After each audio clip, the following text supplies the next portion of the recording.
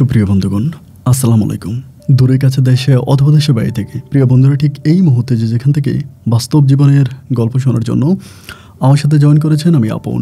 আর যে আপন জীবনের গল্পের 886তম পর্বে আপনাকে বরাবরের মতো স্বাগতম জানাচ্ছি। বন্ধুরা, আজ আমি আপনাকে শোনাবো সিলেটের ছেলে মোহাম্মদ শাহজালালের জীবনের হৃদয় কাঁপানো আধ্যাত্মিক টাইপের এক বাস্তব জীবন কাহিনী। বন্ধুরা, আজকের গল্পের টাইটেল যে স্ত্রীর স্বপ্নে দেখায় তার কবরে রয়েছে প্রচুর স্বর্ণ।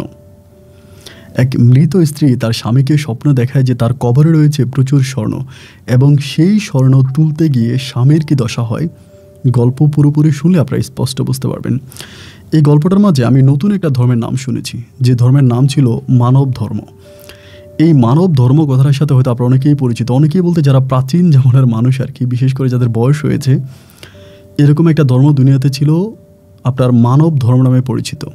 এবং এই ধর্ম নিয়ে একটা স্টোরি আমি পেয়েছিলাম অনেক বছর আগের, যেটা বাংলাদেশের অনেকগুলো টিভি চ্যানেলে ওটা নিউজ করেছে, যে ময়মনসিংহের এক আর্মি পরিবারে, মেবি উনি মেজর ছিল, মেজরের একটা পরিবার, তাদের পরিবারের প্রায় 6 জন সদস্য তারা হঠাৎ করে মানব ধর্মতে রূপান্তরিত হয়ে যায়, মানে ইসলাম ধর্ম থেকে মানব ধর্মতে চলে যায়। এবং মানব ধর্মতে চলে যাওয়ার পরে এই মানুষগুলো, তাদের মাঝে কি হয় জানি না, তারা পরিবারের সব সদস্যগুলো একসাথে আত্মহত্যা করে এবং ট্রেনে কাটা পড়ে তারা মারা যায়। এটা হয়তো আপনারা অনেকেই জানেন। এবং আজকের এই গল্পটাও ঠিক তদ্রূপে এক তাজ্জব হয়ে যাওয়ার মতো বাস্তব জীবনের গল্প। প্রিয় বন্ধুরা, আশা করব শুরু থেকে শেষ পর্যন্ত গল্প জুড়ে আপনারা আমার সাথেই থাকবেন এবং গল্প শেষে সিলেটের ভাই শাহজালালকে আপনার মতো করে একটা মন্তব্য কমেন্ট বক্সে লিখবেন। ধন্যবাদ সবাইকে। সম্মানিত বন্ধুগণ, আসসালামু আলাইকুম। আমার নাম মোহাম্মদ শাহজালাল, আমার বাড়ি সিলেট। বন্ধুরা, আমি আমার জীবনের গল্পটা শুরু করার শুরুতে আপনাদেরকে আমার পরিবারের বিষয়ে জানিয়ে রাখি। আমার পরিবারে আমি আছি, আমার বাবা আছে, মা আছে, তাছাড়া রয়েছে আমার দাদা দাদি সহ আমার কাকা পুপি। এছাড়া আমাদের পরিবারের সদস্যের মধ্যে আরও রয়েছে আমার বড় একটা বোন সহ বড় একটা ভাই। আমরা টোটাল 2 ভাই 1 বোন। আমাদের পরিবারটা সিলেট শহর থেকে মোটামুটি একটু দূরে কোনো গ্রামের এক উচ্চবিত্ত পরিবার। আমার বাবা পেশায় একজন সরকারি ব্যাংক কর্মকর্তা। আমাদের পরিবারটা অনেক শিক্ষিত একটা পরিবার। আমার কাকা ফুফু সবাই মোটামুটি সরকারি চাকরি করে এবং আমাদের গ্রামে বিশেষ করে আমাদের পরিবারটাই নাম করা একটা পরিবার, কারণ আমাদের পরিবারে সবচেয়ে বেশি গভর্নমেন্ট চাকরি করা মানুষজন আছে। পুরো গ্রামে এত মানুষজন সরকারি চাকরি করে না, আমাদের একটা পরিবারে যে সমস্ত মানুষ সরকারি চাকরি করে। এই জন্য আমাদের এলাকার মানুষ আমাদের পরিবারটাকে শিক্ষিত পরিবার নামে ঘোষণা দিয়েছে। আমিও ছোটোবেলা থেকে যথেষ্ট পরিমাণের মেধাবী ছিলাম, পড়াশোনার প্রতি আমার অনেক বেশি আগ্রহ ছিল, আমি খুব মনোযোগ দিয়ে পড়াশোনা করতাম। আমার বড় ভাইও যথেষ্ট মেধাবী ছিল এবং বড় যে আপু তিনিও খুব ভালো মেধাবী ছাত্রী ছিল। এরকম করে সময়গুলো কাটতে কাটতে আমার বয়স তখন প্রায় 7 বছরের কাছাকাছি। 7 বছর বয়সে আমার বড় আপু তখন এসএসসি পরীক্ষা দেয় এবং এসএসসিতে আমার বড় আপু অনেক ভালো একটা রেজাল্ট করে। এসএসসি রেজাল্ট আউট হওয়ার পরে আমার বড় আপুর একটা চাকরি হয়। সে সময় এসএসসি পাস করলেই মোটামুটি চাকরির জন্য অ্যাপ্লিকেশন করা যেত। আমার আপুর একটা চাকরি হয় এবং চাকরি হওয়ার পরে আমার বাবা মা সিদ্ধান্ত নিল যে তাকে বিয়ে দিয়ে দেবে। এবং আমার পরিবারটা মোটামুটি একটা অনেক ধার্মিক পরিবার বলা চলে, সবাই 5 ওয়াক্ত নামাজ পড়ে।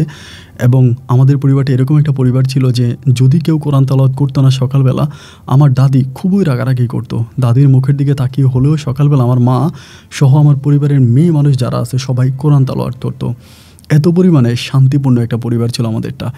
যাই হোক, এমন করে সময়গুলো কাটতে কাটতে একটা পর্যায়ে আমার বরাবর জন্য খুব ভালো একটা বিয়ের প্রস্তাব আসে এবং ওই লোকটা মাওলানা। তো মাওলানা হওয়ার কারণে আমার পরিবার সিদ্ধান্ত নিল যেহেতু ছেলেটা একজন হুজুর এবং দিনদার মানুষ, তাহলে ওই লোকটার কাছে আমার বোনকে বিয়ে দিয়ে দেবে। বরাপুকে বিয়ে দেওয়ার জন্য তখন পারিবারিকভাবে অনেক কথাবার্তা হচ্ছিল। একটা পর্যায়ে আমার বরাপুর তখন বিয়ে হয়ে যায় এবং বরাপুর বিয়ে সম্পূর্ণ ইসলাম ধর্ম অনুযায়ী বিয়ে হয়। ধর্মের রীতিনীতি মেনে আমার বরাপুর বিয়ে হয়ে যায় এবং বরাপুর বিয়ে হয়ে যাওয়ার পরে পরিবারের মাঝে আমরা তখন 2 ভাই থাকি, আমি এবং আমার বড় ভাইয়া। বড় ভাইও তখন মোটামুটি পড়াশোনায় খুব বেশ খারাপ ছিল তাও না, ভালো ছিল। একটা পর্যায়ে বড় ভাইয়া তখন এসএসসি পরীক্ষা দেয় এবং বড় ভাইয়ের এসএসসি রেজাল্ট আউট হওয়ার পরে ভাইয়া তখন পড়াশোনার উদ্দেশ্যে আমার এক মামা থাকে ঢাকাতে, আমার ওই মামার বাসায় চলে যায় এবং মামার বাসায় চলে গেলে ভাইয়া তখন ওইখানেই পড়াশোনা করে। একটা পর্যায়ে ভাইয়া ঢাকা ইউনিভার্সিটি থেকে পড়াশোনা করে এবং সেখান থেকে অ্যাকাউন্টিংয়ে অনার্স কমপ্লিট করে আমার ভাইয়া তখন একটা ব্যাংকে চাকরি নেয় আমার আব্বুর সহযোগিতায়। সেই সময় আমি মোটামুটি এসএসসি পরীক্ষা দিয়ে ফেলি। এসএসসি দিয়ে আমি তখন আমাদের এলাকারই একটা কলেজে পড়াশোনা করি। আমার মা আমাকে অত্যন্ত ভালোবাসতো। বলল যে বরাপুর বিয়ে হয়ে গেল, তিনি শ্বশুরবাড়ি থাকে এবং বড় ভাইও পড়াশোনার উদ্দেশ্যে ঢাকায় চলে গেল, সেখানেই চাকরি বাকরি করতেছে। আমাকে মা বাড়ির বাইরে যেতে দিবে না, আমাকে গ্রামের মধ্যে রাখবে এবং গ্রামের মধ্যে আমাকে কিছু একটা করাবে, এরকম একটা পরিকল্পনা। যেটা নিয়ে আমার আব্বুর সাথে আম্মু খুব ঝামেলা করতো। আমার আব্বু বলতো যে ছেলেটাকে তুমি এরকম কাছাকাছি রেখে তাকে খারাপ বানায় ফেলতেছো, তাকে তুমি তোমার চোখের আড়াল করতে দাও না, এমন করলে তো আর সন্তান মানুষ হবে না। এই নিয়ে আম্মুর সাথে আব্বুর অনেক তর্কাতর্কি হইতো।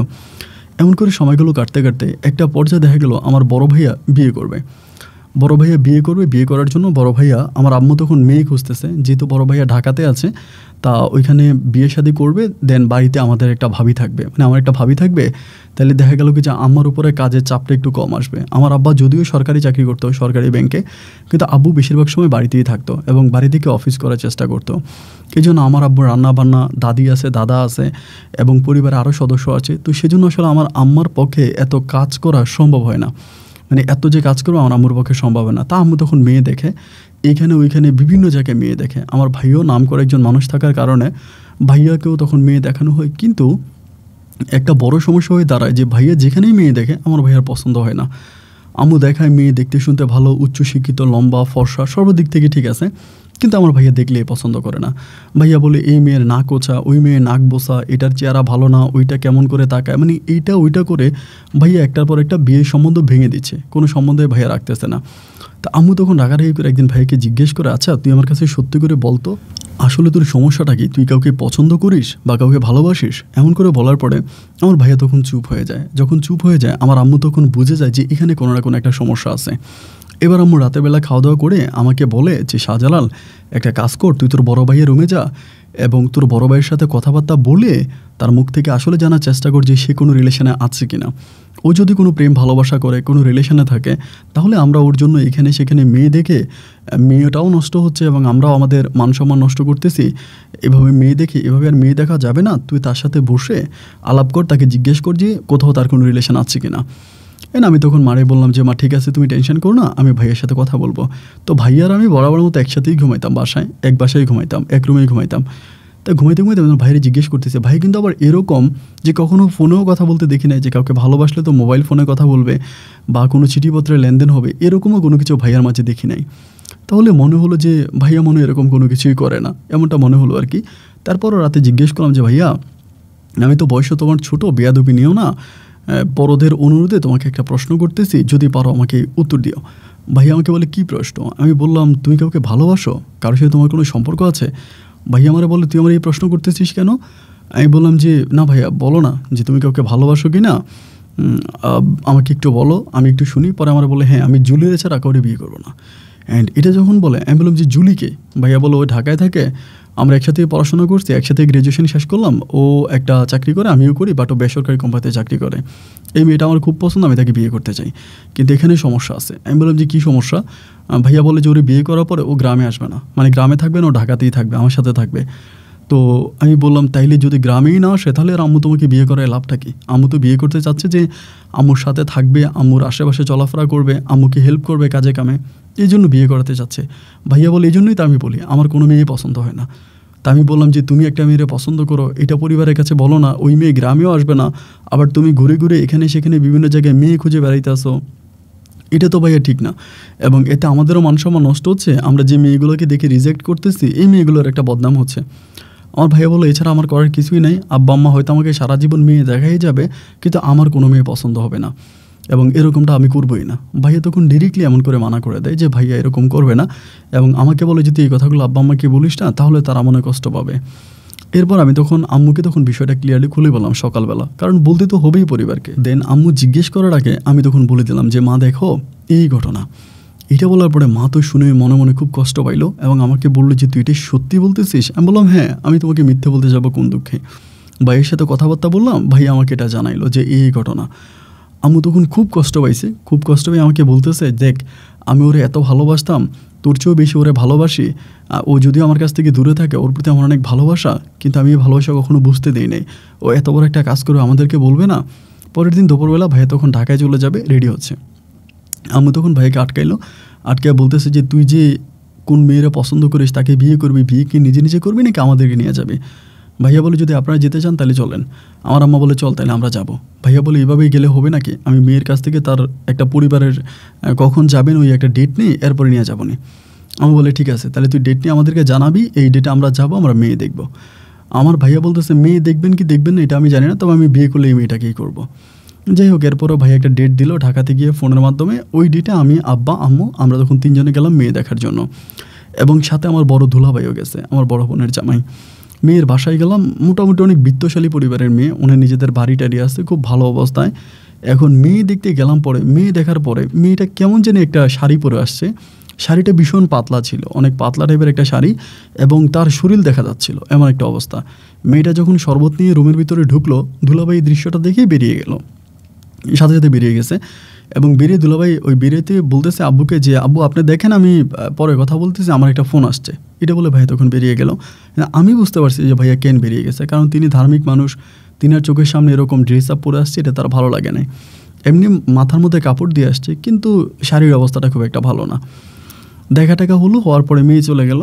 এখন আব্বু আম্মু তখন একটু মুখ কালো করলো, কালো করে বাড়িতে চলে আসছে। আসার পরে আমার সাথে সিদ্ধান্ত করতেছে যে তুই কি বলিস, আমাকে বলে। আমি বললাম মা আমি কি বলবো, এখানে তো আমার কোনো কিছুই বলার নাই, এখন তোমাদের যদি ভালো লাগে তোমরা বিয়ে করাইতে পারো যদি তোমরা পছন্দ করো। আমার মা বলে তোর পছন্দ হয়েছে?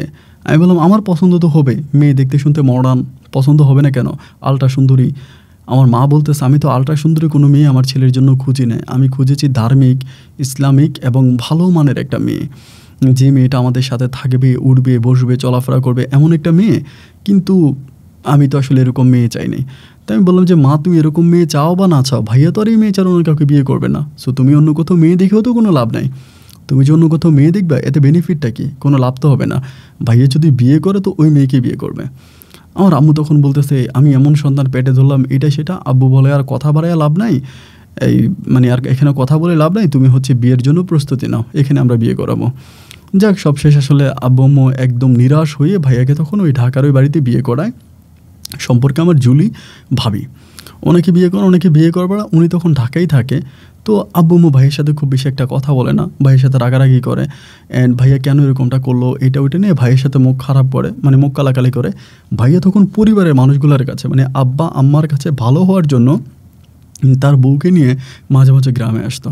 কিন্তু ভাইয়া আমাদের কাছে ভালো হওয়ার জন্য বউকে নিয়ে গ্রামে আসতো, কিন্তু তার বউ গ্রামে আসলে করতো কি, মানে ওয়েস্টার্ন ড্রেস পরে ঘুরতো, জিন্স প্যান্ট, টি শার্ট, তারপরে হচ্ছে আপনার হাতা কাটা জামা, এগুলো পরতো, যেগুলো আসলে আমাদের পরিবারের জন্য খুব লজ্জাজনক।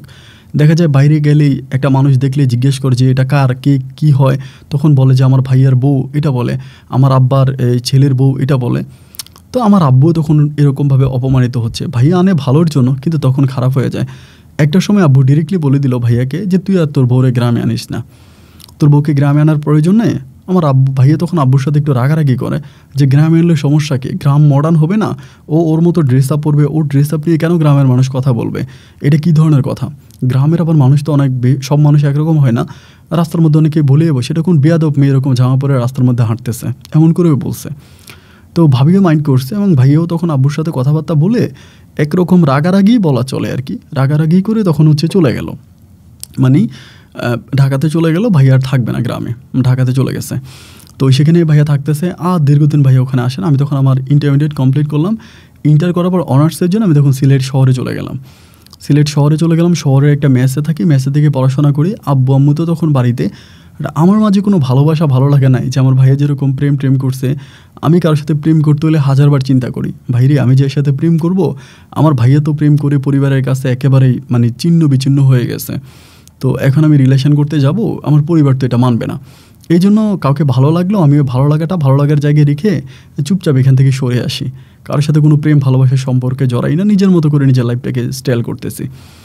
এইভাবে সময়টা কাটতে কাটতে একটা পর্যায়ে দেখা গেল যে আমার মা, আমি তখন অনার্স ফার্স্ট ইয়ার থেকে সেকেন্ড ইয়ারে উঠছি সিলেটেই। সেকেন্ড ইয়ার ওঠার পরে আমার আম্মু একদিন আমাকে ফোন দিয়ে বলতেছে যে শাহজালাল একটু তাড়াতাড়ি বাড়িতে আসিস তো, কালকে তোর সাথে কথা আছে। তাই আমি বললাম যে কী কথা, তুমি ফোনেই তো বলতে পারো, কথা শোনার জন্য বাড়ি যেতে হবে নাকি। মা আমাকে বলে না বাড়ি আসতে তুই বাড়ি আসিস, বাড়ি আসলে বলবো। আম্মুর কথা মতো তখন আমি বাড়িতে গেলাম। তো বাড়িতে যাওয়ার পরে আমাদের এখানে একটা আসমানি বাবা মাজার আছে, মানে আমাদের সিলেটে তো একদম ছড়িয়ে ছিটিয়ে আছে মাজারের শহর সিলেট এবং মাজারের ডিস্ট্রিক্ট সিলেট আর চট্টগ্রাম। কিন্তু এরপরেও মানে আমাদের ওখানে একটা মাজার আছে, মাজারটা মোটামুটি সবাই অনেক ভক্ত আর কি, মাজারে যায়, মাজারটাকে মানে আসমানি বাবার মাজার বলে পরিচিত। শুনেছিলাম পূর্বপুরুষের মুখে যে আসমান থেকে কোনো এক পীর সাহেব এসেছিল এবং তিনি আসার পরে তিনি মারা যায়, মারা গেলে পরে এই মাজারে তাকে দাফন করা হয়, সেটাই আসমানি বাবার মাজার নামে পরিচিত। তো সেই মাজারে অনেকে ডিম দেয়, মুরগি দেয়, এটা দেয়, ওইটা দেয়, অনেক কিছু দেয়। তো এইভাবে সময়গুলো কাটতে কাটতে একটা সময় আম্মু আমাকে বলতেছে, তোরা আমি বাড়িতে আসছি একটা অদ্ভুত বিষয় দেখানোর জন্য। তাই আমি বললাম, অদ্ভুত বিষয় কি? মা বলে, বেশ কয়েকদিন ধরে আসমানি বাবার এই মাজারের উপরে একটা সাপ বসে থাকে এবং এই সাপটা নর্মাল কোনো সাপ না, এটা খুব ভয়ঙ্কর আকৃতির, দেখতে অনেক ভয় লাগে, এরকম একদম চোখগুলো লাল লাল, খুবই ভয়ঙ্কর সাপ। এটা যে সাপ না এটা সবাই বুঝতে পারে, কিন্তু সাপের রূপ ধরে আসমানি বাবার ওই মাজারে সাপটা সবসময় বসে থাকে। এটাকে কি করা যায়, মানে কিভাবে হচ্ছে এটাকে এখান থেকে দৌড়ানো যায় বা কিভাবে এটাকে এখান থেকে সরানো যায়? তা আমি বললাম যে আমি তো কোনো হুজুর কবিরাজ কোনো কিছুই না, তুমি আমাকে এগুলো বলে লাভ কি? আমার আম্মা বলে, না, সাপটাকে দেখতে যাবি, চল আমি তোরে নিয়ে যাবো। তো আমাদের বাড়ি থেকে মোটামুটি একটু দূরেই আছে ওই মাজারটা। তা ওই মাজারের কাছে গেলাম, গিয়ে দেখি যে বাইরে ওখানে মানুষের পুরো ঢোল পড়ে গেছে, অনেক মানুষ, অনেকে দাঁড়িয়ে আছে, এটা দেখতেছে যে সাপটা ঘোরাফেরা করে এবং সাপটাও মোটামুটি অনেক বড়। মানুষকে দেখার পর সাপ একটু ভয় পাইছে, কিন্তু মানুষের সাপের কাছে যায় না, সাপও মানুষের দিকে আসে না, জাস্ট মাজারের উপরে বসে আছে। তা সবাই ধারণা করে যেটা মাজারের ভিতরেই থাকে। তো এমন করতে করতে অনেকেই আসছে, অনেক সাপুরিও আসছে, বিন বাজাইতে আছে সাপ ধরার জন্য। বাট সাপুরিয়ার পক্ষ আসলে সম্ভব হয় না যে এত বড় একটা সাপকে কবজে এনে এটাকে বাক্সাবন্দি করা। সাপুরিও খুব ভয় পাচ্ছে, সাপুরিও ধরতেছে না। সবাই তখন খুব একটা আতঙ্কের মধ্যে আছে যে এটা আবার এখান থেকে বের হয়ে কার ঘরে যায়, কার বাড়ি যায়, কাকে ছোবল দেয়, কাকে কী করে। এমন করতে করতে একটা মেয়ে আমাদের এলাকারই, নাম হচ্ছে আয়শা, ওইখানকারই ঘটনা, ওই মাজারেরই ঘটনা। এবং আয়শা মেয়েটা খুবই ভালো এবং খুবই ধার্মিক টাইপের একটা মেয়ে। ওর বাবা একজন অনেক বড় আলেম ছিল আমাদের এলাকাতে, শুধু আমাদের এলাকাতে না, সিলেট সহ কুমিল্লা সমস্ত জায়গায় ওর বাবা মাহফিল করতো, ওয়াজ করতো। ওর বাবাকে একটা মেয়ে মানুষজন চিনে, এত বড় একজন মাওলানার মেয়ে। সে আসার পরে সে আবার কোরআনে হাফেজও। আমিও দাঁড়িয়ে আছি, আম্মুও দাঁড়িয়ে আছে। ও আয়শা উচ্চস্বরে কোরআন পড়তেছে, খুব জোরে জোরে কোরআন পড়তেছে, কোরআনের আয়াত পড়তেছে আর ফু দিতে আছে, মানে সাপটার দিকে এরকম করে ফু মারতেছে।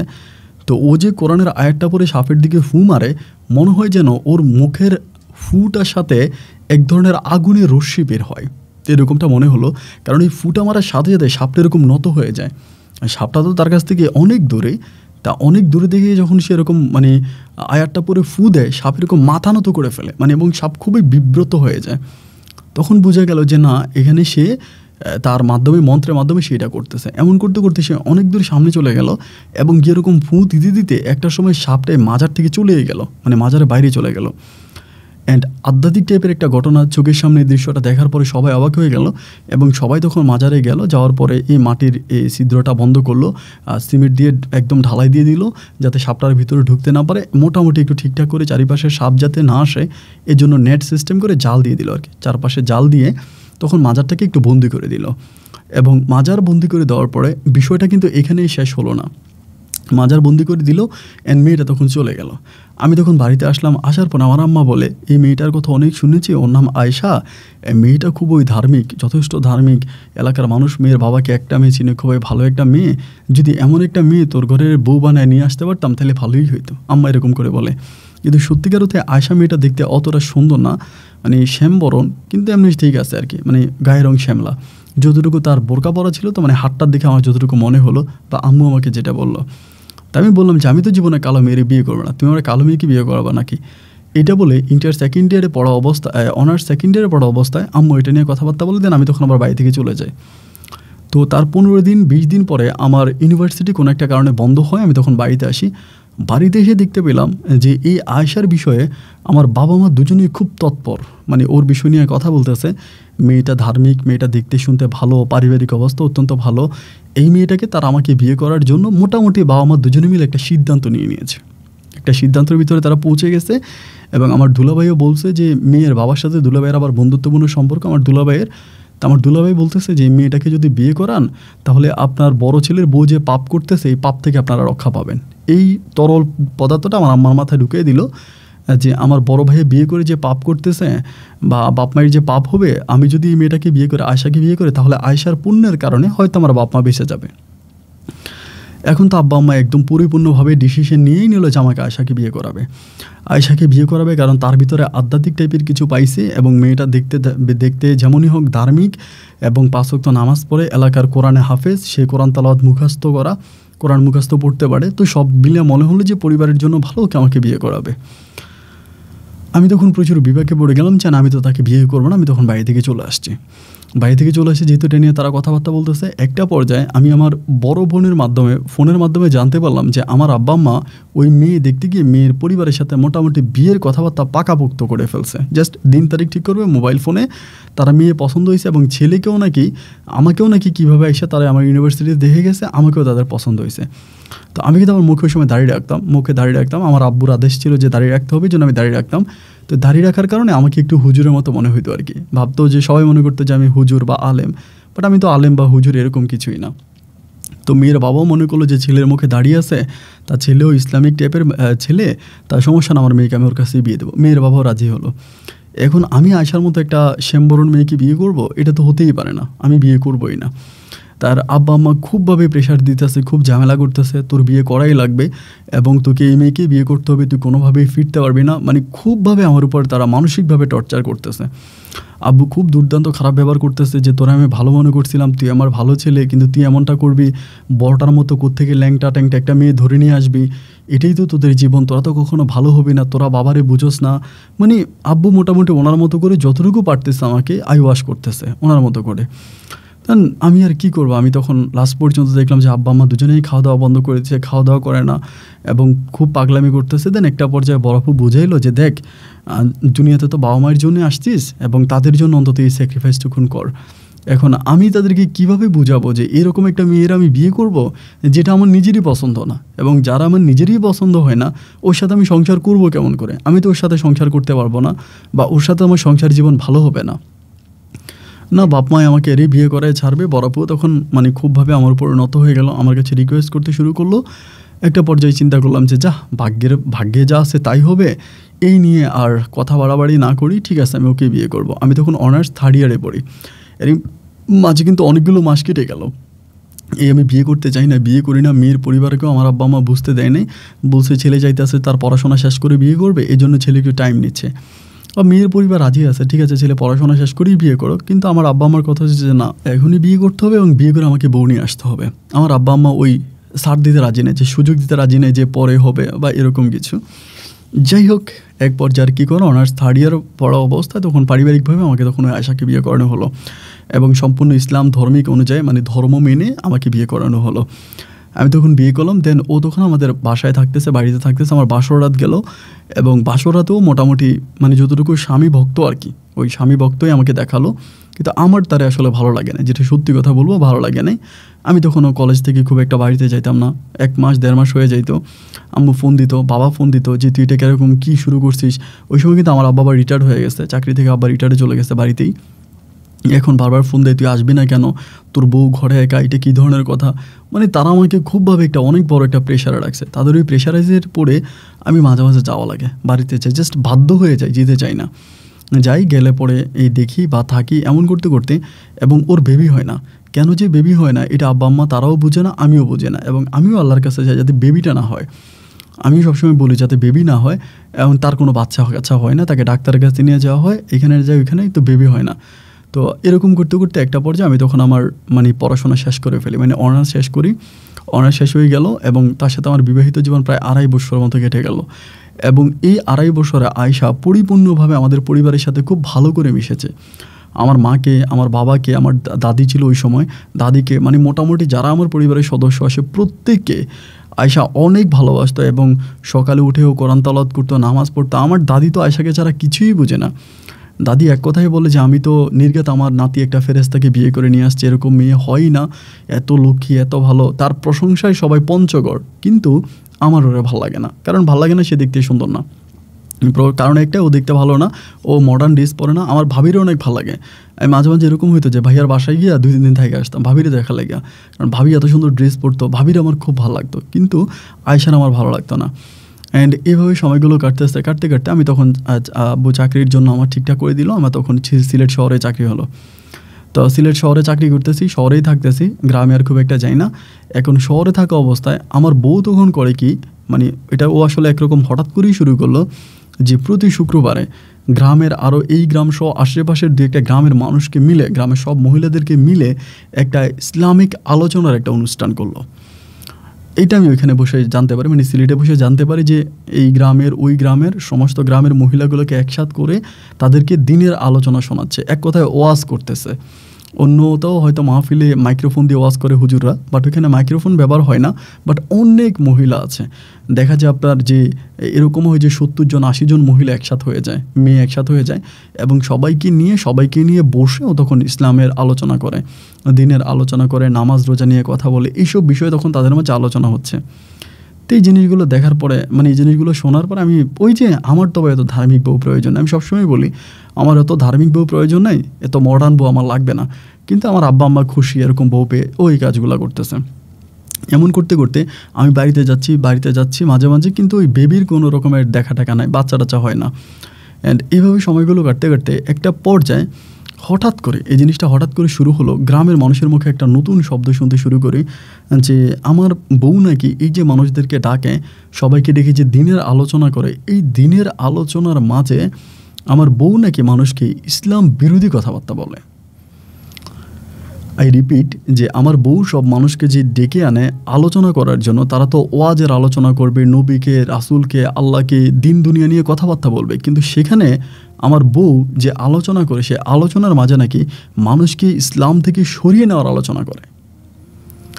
এই নিয়ে তখন আস্তে আস্তে করে গ্রামের ভিতরে 1-2 জন মিলে এটা নিয়ে সমালোচনা শুরু হয়ে যায় যে ওর বউ এরকম করে ইসলামিক আলোচনা করে না, ইসলামিক আলোচনার বাইরে আলোচনা করে, ধর্মকে মানুষের কাছে বিষাক্ত করে তুলতেছে, এরকম করে তখন এই কথাগুলো মানে বলতে থাকে।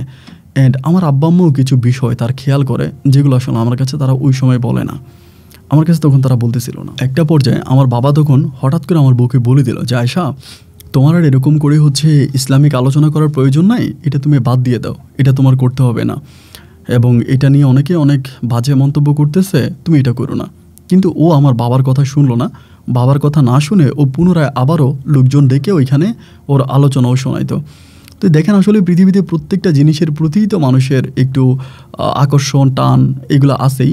তো তেমনি দেখা গেল কি যে তার প্রতিও, তার ওই ধর্মের প্রতিও মানুষ একটু আকৃষ্ট হয়ে যাচ্ছে আস্তে আস্তে, যে না ও যেটা করতেছে এটা সম্ভবত ঠিক, ভালো, এই নিয়ে আস্তে আস্তে মানুষও তার উপরে আকৃষ্ট হচ্ছে, এবং এই ধর্মটাকে সে আস্তে আস্তে করে তার মতো করে, তার কি ধর্ম আমি জানি না, বাট সে ইসলামিক কোনো কথাবার্তা মানুষের সাথে বলে না, ইসলামিক কথাটাকে সে দূরে ঠেলে তার মতো করে সে অন্য ভাষণ দিতে থাকে, এবং তার ভিতরে সে বড় বড় নক্ষত্র, এরপরে তারা, ধরেন আপনার চাঁদ, সূর্য, এগুলোর উপাসনা করা শুরু করে আর কি, ওগুলোকে আল্লাহ মানতে শুরু করে, বা ওইসব বিষয় নিয়ে, মহাকাশ নিয়ে তার মানে কথাবার্তা, ধর্ম নিয়ে তার তেমন কোনো কথাবার্তা নেই, এবং একরকম নাস্তিক টাইপের কথাবার্তা।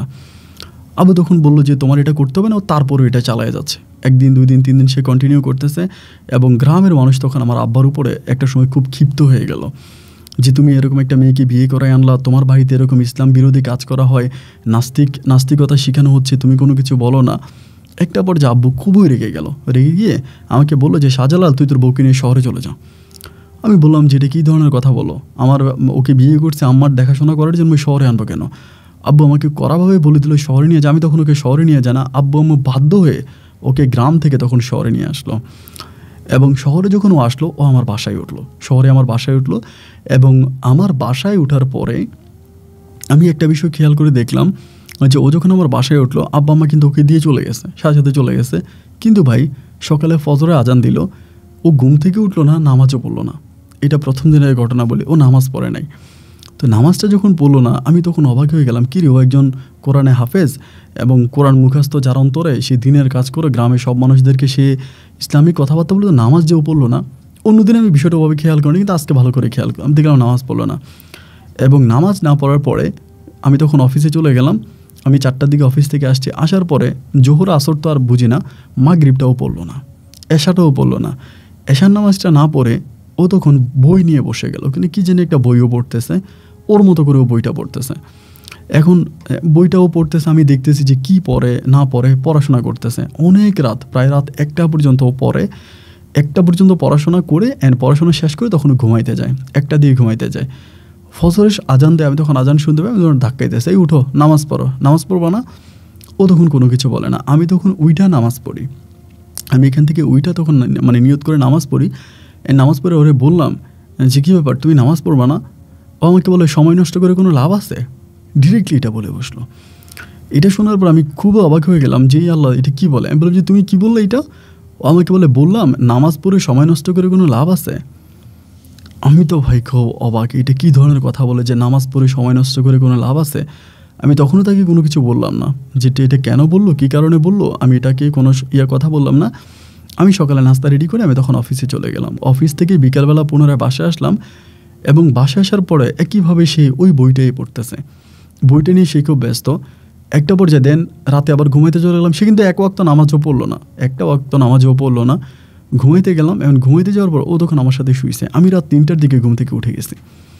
ঘুম থেকে উঠেই আমার টার্গেট হলো যে ও যে বইটা পড়ে এই বইটা কী, এবং এই বইয়ের মধ্যে মূলত কী লেখা আছে, কেন ও বইটা পড়ে, এবং বইটা পড়ার কারণটা কী। এটার জন্য আমি সকাল সকাল ঘুম থেকে উঠে গেছি। ওইটা আমি তখন মানে রাত 3টা বাজে ঘুম থেকে উঠে আমি বইটা নিয়ে ডিরেক্টলি ছাদে চলে গেছি, আমাদের বিল্ডিংয়ের ছাদে চলে গেছে, এবং বিল্ডিংয়ের ছাদে গিয়ে আমি বইটা পড়তে শুরু করি। এবং এই বইটাতে আমি কী পড়ছি এটা আমি বলতে পারবো না, কারণ এই যে মুসলিম হিসাবে এটা বলা আমার ঠিক হবে না, এই জন্য আমি এটা বলতে চাই না। শুধু ওইটুকুই বলি, ওই বইটা এমন একটা বই ছিল, এই বইটা যে কেউ পড়লে সে সাথে সাথে নাস্তিক হয়ে যাবে। বইটা পড়লে তার ভিতরে দিনের কোনো থাকবে না, ইসলাম বলেন বা কোনো ধর্মই তার ভিতরে থাকবে না। সে আসমানি টাইপের, আসমানি কিতাব যেটাকে বলে ইঞ্জিল কিতাব বা এই টাইপের কিছু হয়ে যাবে, এবং সে হচ্ছে লাইক এক কথায় বলা চলে যে সে নাস্তিক আর কি। বইটা তখন পড়লাম, পড়ার পরে মোটামুটি পুরোটাই পড়ি না, একটু পড়লাম। আমার কাছে মনে হলো যে আরও যদি সামনের দিকে পড়ি তাহলে আমি ধর্মচ্যুত হয়ে যাব, আমি ধর্মে আর থাকবো না। আমি তখন নিচে বইটা তখন আমি ওইখান থেকে মানে নিচে নামার সময় বইটা তখন জানালা দিয়ে ছিঁড়ে বইটা ফেলে দিছি। বইটা ফেলে দিছি, আইসা ওর সাথে ঘুমাইছি।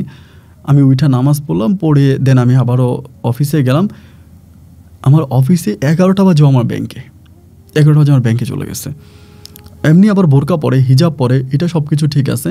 পরে আমার কাছে গেছে, গিয়ে বলতেছে যে শাহজালাল, আমার নাম ধরেই বলে এদিকে আসো। তো গেলাম, পরে বলতেছে যে তুমি আমার এই বইটা দেখছো? বইয়ের নামটা বললো, যে আমি বললাম যে না বইটা দেখি নাই।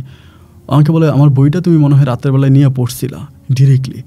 আমি বললাম তো তুমি তো জানোই, তাইলে আবার জিজ্ঞেস করলে কেন? ও আমাকে বলে এরপরে বইটা তুমি ছিঁড়ে ফেলে দিছো। আমি বললাম বাহ, তুমি তো সব কিছুই জানো, তাহলে জিজ্ঞেস করলা কেন? ও আমাকে বলে তুমি আমার বইটা ছিঁড়ে ফেললা কেন? আমি বললাম যে আমি এখন অফিসে আছি, দেখতেছো যে অনেক গ্রাহক আছে, আমি এখন কথা বলতে পারবো না, তুমি বাসায় যাও, আমি রাতে তোমার সাথে বাসায় গিয়ে কথা বলবো। আমাকে বলে কাজটা তুমি ভালো করো না, এটা শাস্তি তুমি পাবা। এই বলো তখন বাসায় গেল।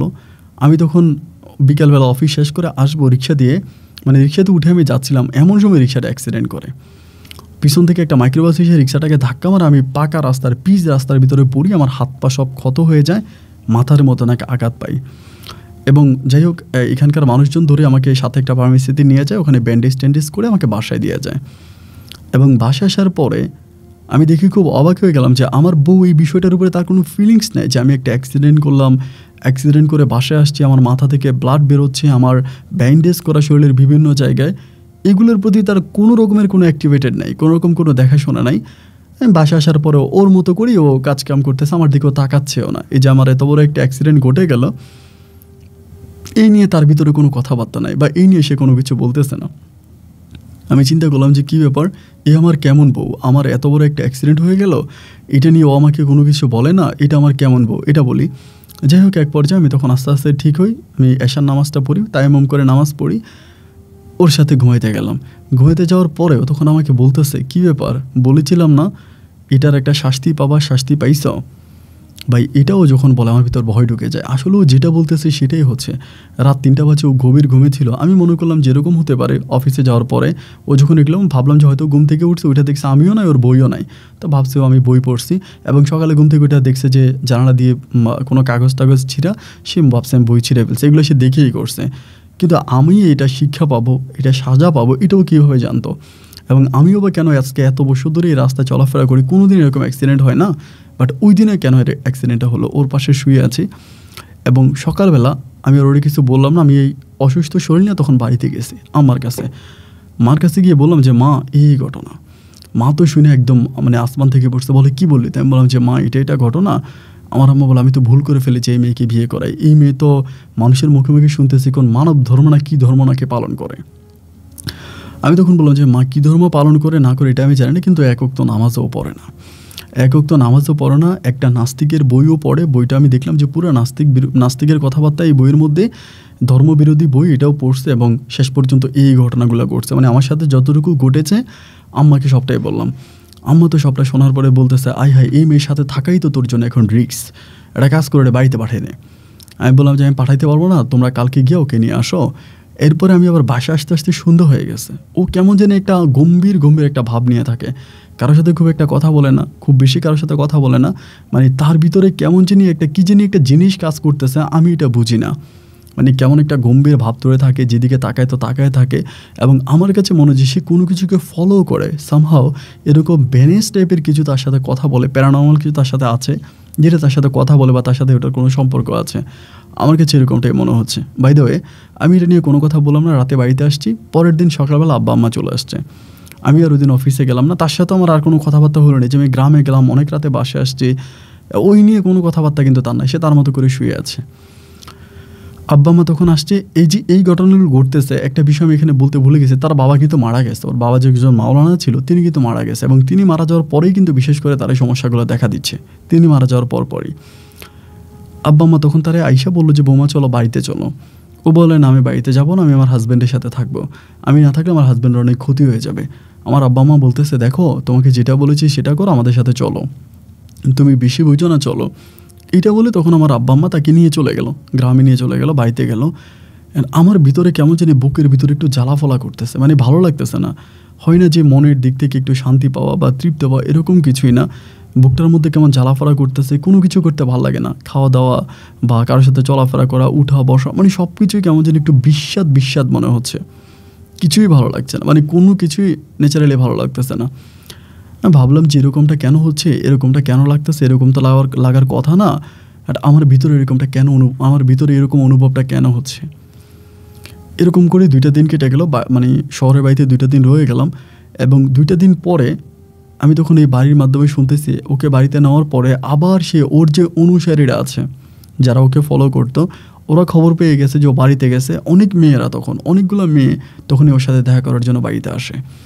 ওর সাথে দেখা করার জন্য বাড়িতে আসে। আব্বা আম্মা কাউরে আসতে দেয় না, কাউকে ঘরের মধ্যে ঢুকতে দেয় না, যে আমার বৌমায়ের মাথায় সমস্যা আছে, তোমরা ঢুকো না, এদের সবাইকে মানা করে। কিন্তু মানা করার পরেও এরা বাড়িতে ঢুকবে, কথা বলবে, এইটা সেটা নিয়ে, মানে তারা তাদের মতো করে ইয়েতে আসে। আমার আব্বা বলতেছে যে দেখো এগুলো তোমরা করো না, আমার বৌমার মাথায় সমস্যা আছে, তোমরা দূরে থাকো না। তারা কেউই দূরে থাকতেছে না, তারা প্রতিটা মুহূর্তে বাড়ির মধ্যে ঢুকতেছে, কথা বলার জন্য ট্রাই করতেছে। এরকম করতে করতে একটা পর্যায়ে আমার আব্বার বাধাকে অতিক্রম করে তারা তখন ওই বাড়ির মধ্যে ঢুকে গেল। ঢুকে আমার বউর সাথে আবারও পুনরায় মিটিংয়ে আবদ্ধ হয়ে গেল।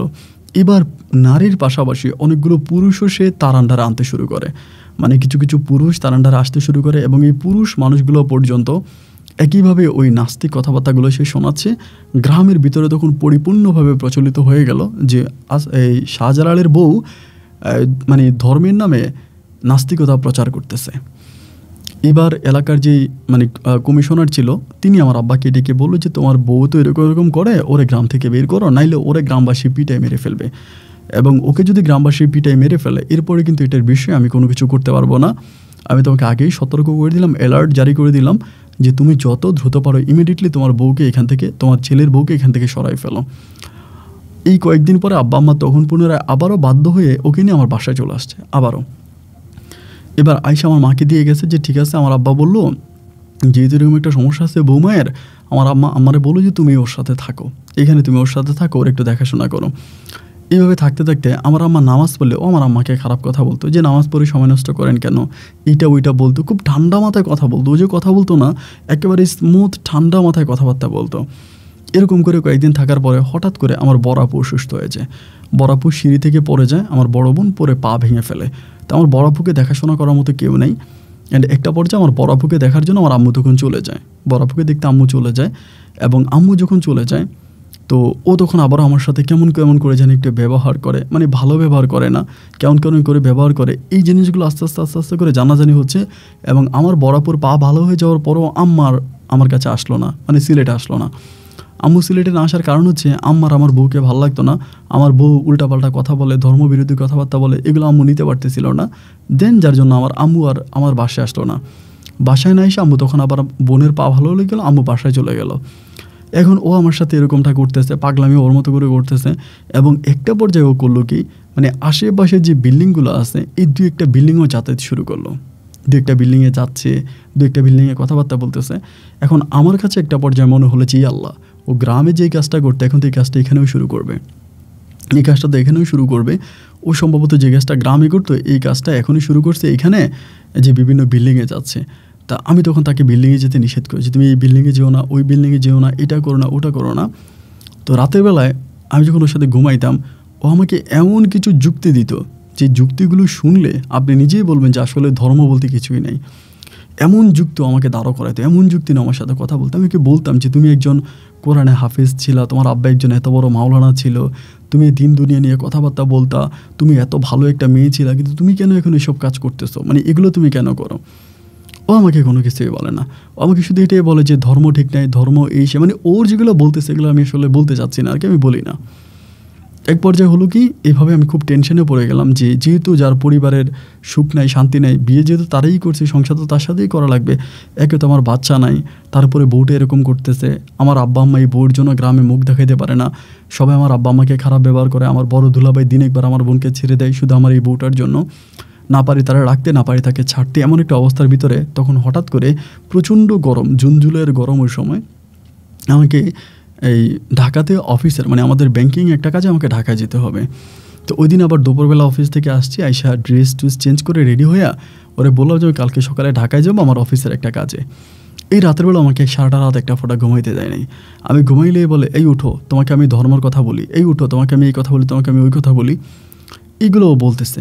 একটা পর্যায়ে আমি তখন সকালে ঘুম থেকে উঠলাম, মানে ঘুমাইতে বলতেছে তন্দ্রা থেকে উঠলাম আর কি, ওইটা গোসল করে রেডি হয়ে কাপড় চোপড় পরে চিন্তা করতেছি এখন যে আমি যাব, হয়তো আমার ওখানে একদিন থাকা লাগতে পারে, এক রাত থাকা লাগতে পারে, বা হয়তো আমি আজকে যাব কালকে চলে আসবো, এরকমটা। আমি এই যে একদিন এক রাত আমি থাকবো না বাসায়, মানে এই সময় যদি আয়শা যদি গিয়া কোনো একটা রুমে যায়, ধরুন অন্য একটা রুমে গেল, অন্য একটা রুমে গিয়ে অন্য একটা রুমের মানুষের সাথে কথাবার্তা বললো, কারণ ওর কথাবার্তা শুনলেই তো যে কোনো কেউ ওকে বাসা থেকে বের করে দিবে, কারণ ওর প্রত্যেকটা কথায় আল্লাহ বিরোধী, নবী বিরোধী, ধর্ম বিরোধী। এবং আমি একটা বাসায় ওরে নিয়ে গেলাম, ওই বাড়ি আমি চলে যাওয়ার পরে বিভিন্ন বাসাও তো যাতায়াত শুরু করছিল অলরেডি, এটা তো আমি বন্ধ করাইছি। তা এখন যদি আবার আমি না থাকবো, এই সুযোগে কোনো বাসায় গিয়ে কারোর সাথে কথাবার্তা বললো, তখন আমি কি করব? এক পর্যায়ে করলাম কি, আমার বিল্ডিংয়ের ভিতরে আমার একটা রুমে আমি ওরে বললাম যে তুমি থাকো, আমি ঢাকায় গিয়ে চলে আসবো রাতের মধ্যে, আমার টার্গেট আমি দিনে যাবো, রাতে চলে আসবো। এই বলে আমি তাকে রুমের মধ্যে আটকায়া বাইরে থেকে ডাবল তালা মেরে বেরিয়েছি, বাইরে থেকে মানে মেন গেটে তালা মেরে দিয়েছি, যাতে ও বাসা থেকে বেরোতে না পারে। ওর কাছে মোবাইল ফোন আছে, কোনো সমস্যা হলে আমাকে নাম্বারে কল দিবে, আমি তার সাথে কথাবার্তা বলবো। এটা বলে এটাই সিদ্ধান্ত করে দেন আমি তখন রওনা দিলাম ঢাকাতে, মানে সিলেট থেকে বাসে উঠলাম যে ঢাকায় যাব। এখন বাসে যেতে যেতে ওইখানে যেতে একেবারে ভর দুপুর হয়ে গেছে, ঢাকাতে একেবারে ভর দুপুর। তখন আমি চিন্তা করলাম যে এখন আমি অফিসে যাব, অফিসের যে কাজটা এটা আমি করে ফেলে রাতের মধ্যে আবার ব্যাক করে ফেলবো। তো অফিসে যাওয়ার জন্য তাড়াতাড়ি বেরোলাম, প্রচণ্ড গরম। এই গরমে তো আমার তখন স্বাস্থ্যটা অনেক বেশি ছিল, অনেক মোটা ছিলাম। এই রিক্সার মধ্যে উঠলাম, এই রিক্সার মধ্যে উঠা অবস্থায় কারণ বাজারের ওই দিকে আমি তখন মানে হার্ট অ্যাটাক করি, হিট হার্ট অ্যাটাক যেটাকে বলে, মানে প্রচণ্ড রোদে আমি হার্ট অ্যাটাক করি, এবং এখানে আমি তখন অজ্ঞান হয়ে পড়ে যাই। অজ্ঞান হয়ে পড়ে যাওয়ার পর আমি পুরোপুরিভাবে হার্ট অ্যাটাক করি, মানে যেটা ফুললি হার্ট অ্যাটাক। সেখানে আমি তখন হসপিটালে নিয়ে যাওয়া হয়, এবং হসপিটালে নিলে পরে আমাকে আইসিইউতে ডিরেক্টলি ভর্তি করে দেয়, কারণ আমার অবস্থা ভীষণ খারাপ ছিল। আমি টানা 4 দিন ধরে আইসিইউর ভিতরে ছিলাম। এখন এই যে 4 দিন আমি আইসিইউতে ছিলাম, আমার ভিতরে কোনো সেন্স ছিল না, আমার কোনো জ্ঞান শক্তি ছিল না, জাস্ট আমি ওটার মধ্যে বন্দি অবস্থা ছিলাম 4 দিন, যেটা আইসিইউতে বলে। আমি টোটালি ছিলাম, আমার বড় বোন জামাই, এরপরে পরিবারের সব মানুষগুলো আমার সাথে। কিন্তু 4 দিন পরে আমার যখন ঠিক হলো বা আমার স্মৃতিশক্তি ফিরে আসলো, আমি যখন ভালো অবস্থানে গেলাম, তখন হঠাৎ করে আমার মনে হলো আল্লাহ, আমি তো আয়শাকে ওই ঘরের ভিতরে তালা মেরে আসছি, ওই রুমে তো আয়শা তালা মারা বন্দি অবস্থায়। এখন ও 4 দিন কীভাবে আছে? ঘরে তো তেমন কোনো খাবারও নেই, ঘরে তেমন কোনো খাবারও ছিল না, ও রান্নাবান্না খুব একটা করতো না, আমি বাইরে থেকেই খাবার নিয়ে যাইতাম বেশি। তো এমন ঘরে তো কোনো খাবারও নেই, 4 দিন ওর কী অবস্থা, 4 দিন 4 রাত। আমি মারে বললাম যে মা তুমি কি আয়শার কোনো খবর নিয়েছো? মা বলে না, আয়শা তো তোর সাথেই ছিল, এরপরে কই গেল, ওরে তো আর পাইলাম না, আমরা তো তুই অসুস্থ, আমরা সবাই চলে আসছি ঢাকাতে। আমি বললাম মা, ওরে তো আমি রুমে তালা মেরে আসছি। মা আমাকে বলে বলোস কি? আমি বললাম হ্যাঁ। তাই চিন্তা করলাম এখন যদি বাড়িওয়ালাকে কল করি, দেখা গেল বাড়িওয়ালা যাবে, তালা ভাঙবে, ভিতরে যদি ওকে মৃত অবস্থায় পায়, হয়তো মারাও যেতে পারে, তাহলে তো আমি মামলা খেয়ে যাব, একটা ঝামেলা।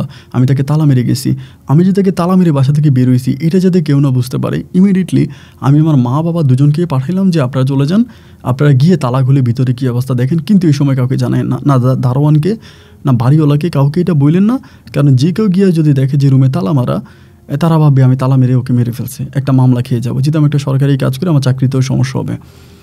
আব্বা আম্মা তখন কী করলো, আমি একটু সুস্থ দেন, তারা তখন চলে গেল সিলেটে, তাড়াতাড়ি চলে গেল, গিয়ে তারা দরজা খুললো। দরজা খোলার পরে কী দেখলো এটা তো আমি জানি না, রাতের বেলায় আমি ফোন দিলাম, আব্বা আম্মা দুজনেই কেউ ফোন ধরে না, এবং গ্রাম থেকে আমার দুঃসম্পর্কের এক পুপি, আমার ফুপাতো ভাই, তারাও সহ বাসায় গেল। যাওয়ার পরে আম্মা আমারে রাতে প্রায় 1টার দিকে আম্মা আমার ফোন ধরছে, কী গো মা, আমি তো এমনি হার্ট অ্যাটাক করে একজন রুগী, তুমি আমার টেনশন লাগাইতেছো, ফোন ধরতেছো না কি তার লাগি। আম্মু আমাকে বলতেছে যে কি বলবো তোকে ফোন রিসিভ করে, আমার তো বলার মতো কোনো ভাষা নেই, যে কী ভাষা নাই, তুমি যে বাসায় গেলা, বাসায় কি দেখছো সেটা বলো। মা বলে বাবারে যে দৃশ্য দেখছি জীবনে তো এই দৃশ্য দেখি নাই। আমি বললাম কি? মা বলে তুই কোনোদিন আমাদের জন্য 1 কেজি ফল কিনে নিয়ে যাস নাই, কোনোদিন 1 কেজি ফল তুই আমাদের জন্য নিয়ে যাস নাই, কোনোদিন আমাদের তুই এত খাবার দাবার করস নাই, তুই বললি ঘরে নাকি কোনো খাবার নাই, তোর বউয়ের রুমের ভিতরে আপেল আঙ্গুর মালটা সহ এত ফল, আমার মনে এত ফল তুই রাখলি কই, ফ্রিজে কি এত জায়গা আছে এত ফল রাখার মতো? কিন্তু ভাই আল্লাহ সাক্ষী, আমার বাসায় একটা ফলও ছিল না, টোটালি কোনো ফ্রুট আমার বাসায় নাই। আমি জানি আমি কোনো ফ্রুটই নেই। আমার আব্বা ভিডিও করছে, আমার আম্মা তখন ভিডিওটা আমার জন্য পাঠাইলো যে দেখ তুই ভিডিওটা দেখ। আমি ভিডিওটা দেখার পরে তাজ্জব হয়ে গেলাম যে ফ্রুটগুলো নাইলে, আচ্ছা যদি এরকমও হতে পারে যে আমি বাসায় ফল রাখছি, এটা আমি ভুলে গেছি, মানে আমার মনে ছিল না, হয়তো আমি আনছি, এমনটাই তো হতে পারে। কিন্তু এই ফলগুলো বড় বড় ডিশ, মানে আপনার বিভিন্ন ধরনের বেতে বানানো, খুবই সুন্দর ইউনিক ডিজাইন করা বড় বড় বেতের ডিস্ক, এই ডিশের ভিতরে এই ফ্রুটগুলো রাখা। আমার আম্মা ভিডিও করে দিল যে বৈশা বৈশা খাইতে আসে, ঘরের ভিতরে ঢুকে আমাদের তালাগুলো থেকে ও খাচ্ছে। এত বড় বড় ডিশগুলো কোত্থেকে আসলো, যেগুলো বেত দিয়ে বানানো, খুবই সুন্দর ডিজাইন করা। ফল না হয় আমি ভুলে বাসায় রেখে আসছি বুঝলাম, বা যদি আপনারা মনে করেন যে রেখে আসলাম, কিন্তু এই ডিশগুলো কোত্থেকে আসলো? আমি তো সিরিয়াসলি অনেক ভয় পেয়ে গেছি যে কী ব্যাপার, এটা কোত্থেকে আসলো। আমি আব্বা আমারে বললাম যে তোমরা এখানে থাকো। আমার আব্বা আম্মা বলে তুই টেনশন করিস না, কারণ তুই হার্টের রোগী, তোর আবার কী সমস্যা হয় না হয়, তোর অবস্থা খুব খারাপ, তুই নিজের প্রতি একটু খেয়াল রাখ, তুই এটা নিয়ে কোনো আলোচনা করিস না, কোনো টেনশন করিস না। আমি 15 দিন পর্যন্ত ঢাকা মেডিকেলে ভর্তি ছিলাম, এবং 15 দিন পরে আমি তখন সিলেটে আসি। আসার পর তখন আমার বাসার মধ্যে আমার আব্বা আম্মা, আমার বড় বোন সহ আমাদের গ্রামের আরও 2-1 মানুষ আছে। আমার বউকে দেখার পর আমি সিরিয়াসলি ভয় পেয়ে গেছি যে ওর এরকম অবস্থা কেন, ওর চোখ মুখ লাল হয়ে থাকে এবং কেমন জানি একটা অবস্থা। আমি হুজুর আনি, বড় বড় কবিরা জানি, তাদেরকে এনে দেখায়, তারাও দেখে, তারা বলে যে না কিছুই নেই, তারা বলে যে না এটা ওনার শয়তানি, ওনার ভিতরে কোনো জিন নাই, কোনো ভূত নাই, কোনো কিছুই নাই, কোনো প্যারানর্মাল কোনো কিছু ওনার ভিতরে নাই, এগুলো উনি আসলে কেন করে আমরা জানি না। এরকম করতে করতে আমি আব্বা আম্মারে বললাম যে তোমরা চলে যাও, তোমরা এখানে থাকো না, তোমরা এখানে থাকলে আরও সমস্যা হবে, তোমরা চলে যাও। আমার মা যেতে চায় না, ওরা রাইখা যেতে চায় না, তা আম্মা চলে গেল, বড় বোন চলে গেলো, সবারই বিদায় করে আমি বাসা ওর সাথে একাই রইলাম। কিন্তু আমার অনেক ভয় লাগতেছে ওর সাথে থাকতে, সত্যি কথা যেটা, মানে ওর তো কোনো কিছু আসলে ঠিক নেই, ওরে আমি বাসার মধ্যে রাখলে আমার কী ক্ষতি করে ফেলে বা আমাকে মেরেও ফেলতে পারে, এরকম কিছু তোর ভিতরে হতে পারে। তো রেখে দিলাম, ঠিক আছে থাকুক আমার বাসায়। আব্বা মা তখন তারা চলে গেল, ও তখন আমার বাসায় 1 রাত মনে হয় কাটলো। আমি রান্নাবান্না করি, আমি খাওয়া দাওয়া করি, ওরে নিজে আমি খাওয়াও কিন্তু কিছুই খাই না। পরের রাতে রাত্র প্রায় আপনার আনুমানিক আমার ধারণা আর কি হয়তো 12টা-1টার মতো বাজতে পারে, আমি হঠাৎ একটা স্বপ্নটা দেখি এরকম যে ও আমাকে ঘুম থেকে জাগাইতেছে, মানে আমাকে উঠাইতেছে, উঠো করে আমাকে জাগাচ্ছে। আমি তখন উঠলাম, উঠার পরেও আমার পাশে বসে বলে আমি তো অনেক অন্যায় করছি, যতই কিছু হোক তুমি আমার স্বামী, তো তুমি আমাকে মাফ করে দিও, আমি চলে যাচ্ছি। এই স্বপ্নে কিন্তু এটা কিন্তু মানে বাস্তব আমি স্বপ্নে দেখতেছি। পরে আমাকে বলে আমি চলে যাচ্ছি, তোমার সাথে হয়তো আমার এই দুনিয়া তার কখনো দেখা হবে না, কিন্তু পরপারে দেখা হবে, আমি তোমাকে পরপারে জান্নাতে নিয়ে যাবো, তুমি আমার সাথে জান্নাতে যাবা, তুমি নিজের প্রতি খেয়াল রেখো, তুমি ভালো থেকো, তুমি কখনো কষ্ট পেও না। আমি যাদের সাথে আছি এরা এই গ্রহের মানুষটা, ওরা ভিন গ্রহের মানুষ, এরকম করেই বলে, ওরা এই গ্রহের মানুষ না, ওরা ভিন গ্রহের মানুষ, ওরা ওই গ্রহে আমাকে নিয়ে যাবে, এই গ্রহে তারা আমাকে রাখতে চায় না। ওরা এই গ্রহে আমাকে রাখতে চায় না, আমি এতদিন পর্যন্ত ছিলাম, এরকম করে বলে যে তুমি আমাকে তালা মেরে গেছো রুমের মধ্যে, আমি এই রুমের মধ্যে ছিলাম এবং ওরা আমাকে খাওয়া দাওয়া দিচ্ছে, আমি খাওয়া দাওয়া করছি, এখন ওরা আমাকে নিয়ে যাওয়ার জন্য খুব পাগলামি করতেছে, আমি তাদের সাথে চলে যাব, যেহেতু আমি এই গ্রহের মানুষটা, আমি এই গ্রহে আর থাকতে চাই না, তো তুমি ভালো থেকো, নিজের প্রতি খেয়াল রাখো, এই বলেও চলে গেছে। মানে রুম থেকে ওটা বেরিয়ে যাচ্ছে, হঠাৎ করে আমার ঘুমটা ভেঙে গেল। ঘুমটা ভেঙে যাওয়ার পরে দেখলাম যে ও আমার পাশে নাই, এবং স্বপ্নটাও দেখলাম এরকম, ও আমার পাশে নেই। আমি তখন লাইট জ্বালাইলাম, রুমের লাইট জ্বালাইয়া বেরোলাম, ডাইনিংয়ে গেলাম, যে ডাইনিংয়ে কিছু নাই, এবং আমাদের পাশে আরেকটা রুম আছে যেটা গেস্ট রুম। গেস্ট রুমে মাঝে মাঝে মেহমান অতিথি আসলে আমরা রাখি বা থাকি।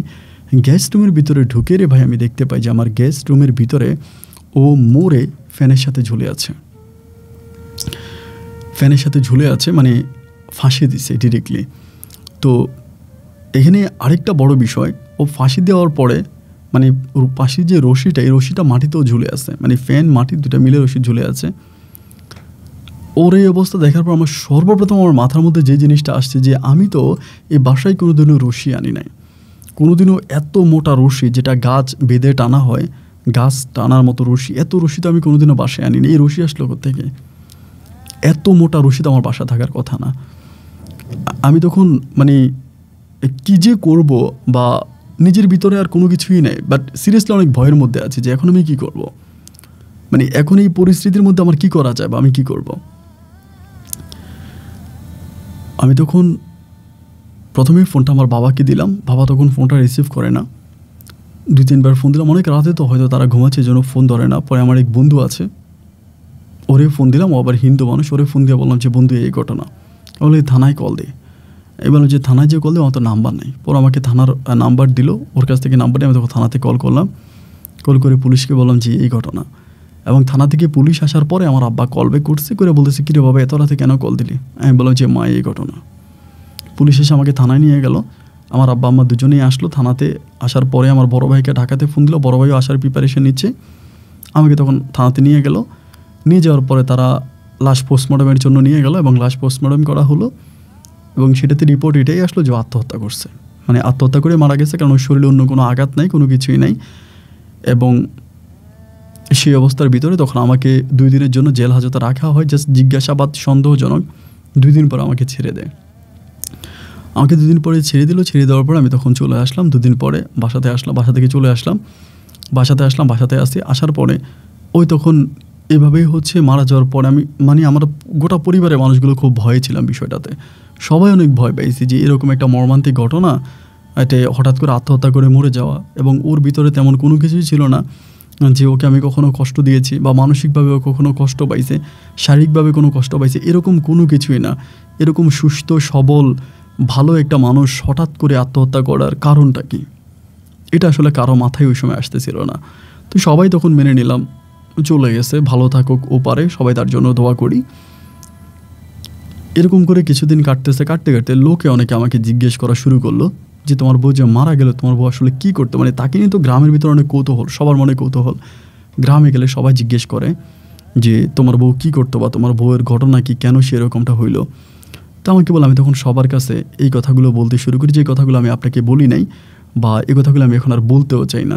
যে আমি গ্রামের মানুষের কাছে বলতাম যে ও রাতের বেলা এটা করতো, এই ধরনের নক্ষত্র নিয়েও কথা বলতো, ওর আমি অনেক সময় দেখতাম যে তারা নিয়ে, নক্ষত্র নিয়ে, বিভিন্ন গ্রহ নিয়েও কথা বলতো, এবং যে কথাগুলো বলতো এই কথাগুলো কোনো বিজ্ঞানী নাসার মুখ আমি শুনি নাই এরকম, এবং ধর্মবিরোধী কিছু কথাবার্তা আমি বলতাম। এরকম করে আমি জিনিসগুলো মানুষের কাছে বলতে শুরু করি, বলতে এবং অনেক দিন এরকম করে কেটে যায়। একদিন হঠাৎ করে আমি তাকে স্বপ্ন দেখি, রাতের বেলায় স্বপ্ন দেখি সে আমাকে বলতেছে যে তুমি লোকের কাছে আমার বিপক্ষে কথা বলো কেন? এরকম করে আমাকে বলে, একটা কালো কাপড় পরে আসছে, তুমি লোকের কাছে আমার বিপক্ষে এরকম কথা বলো কেন, তোমার ক্ষতি হবে, তুমি এরকম আর বইলো না। এই কথা বলার পর আমি তখন ভয় পেয়ে যাই, ভয় পেয়ে বিষয়গুলো আমি আর কারোর সাথে শেয়ার করি না, আমি এখানেই স্টপ হয়ে গেলাম। এরপরে পরিবার সিদ্ধান্ত নিল যে আমাকে বিয়ে করাবে, যেহেতু আমার জীবনে এরকম একটা ঘটনা ঘটে গেছে, আমাকে বিয়ে করার জন্য মেয়ে খুঁজতেছে। দেন আমাকে তখন পুনরায় আরেকটা বিয়ে করালো, যাকে বিয়ে করে সেই মেয়েটাও ভালো, নামাজি, ধার্মিক, ওকে বিয়ে করালো। তো বিয়ে করার পরে আমি আমার এই বউকে নিয়ে তখন আবার এতে চলে গেলাম, শহরে থাকতাম। তো বউ আমাকে সবসময় জিজ্ঞেস করে যে কী করতো, বা তোমার আগের বউয়ের কী করতো। আমি নতুন একটা বাসা তখন ভাড়া করি, কয়েকদিন ওই বাসায় থাকার পর আমি তখন আমার বউয়ের কাছে আস্তে আস্তে বিষয়গুলো জানাইতাম যে ও এটা করতো, মানে ওর সাথে আমার কাটানোর সময়গুলোতে যা ঘটেছে, যেগুলো আমি আপনাকেও বলি নাই, এগুলো আমার বউ আমার কাছ থেকে নিত। আমি বলতে চাইতাম না, কিন্তু ও আমাকে জোর করে আমার কাছ থেকে ওইগুলো শুনতো, জোর করে করে এগুলো শুনতো। তারপর আমি ওগুলো ওকে বলতাম। এরকম করতে করতে একটা পর্যায়ে আমার বউ তখন আমার আম্মা বলে যে ওকে গ্রামে নিয়ে যাবে। ও আমার কাছ থেকে কিন্তু সব কথাগুলো নিয়ে গেছে। এই পর্যন্ত আয়সার সাথে আমার যা কিছু হয়েছে নিয়ে ও গ্রামে চলে গেছে, এবং গ্রামে গিয়েও তখন এই মানুষের কাছে এগুলো বলা বলি শুরু করছে। মানুষের কাছে বলতো না বলতো আমি জানতাম না, বাট আম্মা বলতো ও গ্রামের মানুষের কাছে কী কী জানি বলে আমার আগের বউর সম্বন্ধে। তা আমি যেটা ধারণা করলাম হয়তো আমার কথাই বলতো। এমন করতে করতে একটা পর্যায়ে হঠাৎ করে আমাদের পরিবারে একটা সমস্যা দেখা দেয়। সমস্যা দেখা দেয় বলতে আমার আব্বা খুব অসুস্থ হয়ে যায়, গুরুতর অসুস্থ। আব্বাকে হসপিটালে নিয়ে যায়, এবং হসপিটালে নিয়ে যাওয়ার পরে আব্বার অবস্থা খুব মারাত্মক। ডাক্তার বলতেছে আব্বুর মানে খাবার যে নালীগুলো আছে এগুলো নষ্ট হয়ে গেছে। আব্বাকে তখন আমরা রেফার করছি হচ্ছে সিঙ্গাপুরে নিয়ে যাব ট্রিটমেন্টের জন্য। আব্বাকে তখন সিঙ্গাপুরে নিয়ে যাওয়া হলো, এবং সিঙ্গাপুরে নিয়ে যাওয়ার পরে আব্বা সিঙ্গাপুরের একটা মেডিকেলে মারা গেল। আব্বার মারা যাওয়ার পর আব্বাকে তখন আমরা বাড়িতে আনলাম, বাড়িতে এনে আবার দাফন কাফন করলাম। তো এই যে আব্বুর চিকিৎসা করতে গিয়ে কিন্তু আমরা অনেক ঋণের মুখে পড়ে গেছি। আমি ভাইয়া তো ওভাবে টাকা পয়সা দেয় না, সব টাকায় আমি দিছি। তো প্রচুর অভাবে পড়ে গেছি। আমি ব্যাংক থেকে লোন উঠাইছি, লোন টোন উঠে খুব অভাবে পড়ে গেছি, সংসার চালাতে পারতেছি না একরকম, যেটা সত্য কথা। প্রচুর অভাবে পড়ে গেলাম। এই পর্যায়ে আমি একদিন হঠাৎ করে আমার বউকে স্বপ্নে দেখি, আয়সাকে স্বপ্নে দেখি। ও আমাকে বলতেছে তোমার তো এখন হাতের অবস্থা ভালো না, তুমি খুব অভাবে আছো, তোমাকে কোনো সাহায্য লাগবে, কোনো টাকা পয়সা লাগবে, আমাকে সবসময় বলতো। তা আমি ওরে বলতাম যে না আমার টাকা পয়সা লাগবে না, ওই স্বপ্নের মধ্যেই বলতাম, স্বপ্নেই কথা হতো। একদিন আমাকে বলতেছে যে তোমার আর কোনো চাকরি বাকরি করতে হবে না, তোমার আর কোনো সমস্যা হবে না, তুমি অনেক টাকার মালিক হবা যদি আমার কথা শোনো। এবং ও যখন আমার সাথে স্বপ্নে কথা বলতো ভাই, মনে হয় যেন আমার সাথে বসে বসে কথা বলতেছে, এবং কথা যেন সরাসরি বলতেছে। কথাগুলো যে স্বপ্নের মধ্যে হতো এটা বোঝার কোনো উপায় নেই যে আমরা স্বপ্নে কথা বলতেছে। এরকমই মনে হতো যে আমরা সরাসরি কথা বলি। পরে আমাকে বলতেছে যে তোমার জন্য আমি অনেক কিছু রাখছি, তুমি কি আমার কাছ থেকে এগুলো নিবা? তো নিতে হলে তোমাকে একটু কষ্ট করে নিতে হবে, কারণ ধন সম্পদ তো আর কষ্ট ছাড়া অর্জন করা যায় না। তাই আমি বললাম কি? ও বলে আমার কাছে অনেকগুলো স্বর্ণ গয়না আছে, তুমি নিয়ে যাও। আমার কাছে অনেকগুলো গয়নাগাটি আছে, স্বর্ণ গয়না আছে, তুমি নিয়ে যাও, আই সেগুলো তুমি নিয়ে যাও, আমাকে এটা বলতো। আমি তখন চিন্তা করলাম কি স্বর্ণ গয়না আছে, কি আছে, আমাকে এগুলো নিয়ে যেতে বলতেছে। তো কী এমন জিনিস ওই কবরের মধ্যে রাখা আছে আমি তো আসলে বুঝতে পারতেছি না। ও সবসময় আমাকে বলতো যে তুমি আসো আমার কবরে, আমি এগুলো তোমার জন্য রাখছি, অনেক প্রচুর স্বর্ণ গয়না, তুমি এগুলো নিয়ে গেলে তুমি অনেক ভালো থাকবে, আমাকে ওরা এগুলো দিছে, তুমি নিয়ে যাও। তো স্বপ্নের মধ্যে আমাকে এটাও বলতাম যে তুমি আমাকে দিয়ে দাও না, আমাকে দিয়ে যাও। বলে না তুমি নিয়ে যাও, ধন সম্পদ কষ্ট করে অর্জন করতে হয়, তুমি কষ্ট করে এখান থেকে এসে নিয়ে যাও। তো এরকম করে সবসময় স্বপ্ন দেখাইতে দেখাইতে একদিন নিজের ভিতরে হঠাৎ করে এই জিনিসটা জাগলাম। একটা নিউজ পেপারের ভিতরে দেখেছিলাম যে কোন কবরের ভিতরে জানি অনেক টাকা পাওয়া গেছে। এক ধরনের লোভ তখন মনের ভিতর জাগলো যে সবসময় যদি এরকম করে বলে তাহলে সম্ভবত কিছু না কিছু ওর কবরে আছে। এবং আমাকে এটাও বলে যে তোমার একা আসতে হবে, তুমি কাউকে নিয়ে আসো না, তাহলে ক্ষতি হবে। আর ওকে যে আমরা কবর দিয়েছি কিন্তু আমাদের বাড়ির পাশেই, মানে একটা ভালো জায়গায় কবর দিয়েছি, এবং এটা খুবই আমাদের মানে ঘরের পাশেই আর কি, এরকম না যে দূরে কোনো কবরস্থানে কবর দিয়েছি বা তাইলে ভয়ের একটা বিষয় ছিল। তো বাড়ির পাশে যেহেতু কবর দিয়েছে, আমার মানে যে মনে হলো যে ঠিক আছে একদিন আমি ওর কবরটা খুঁড়বো।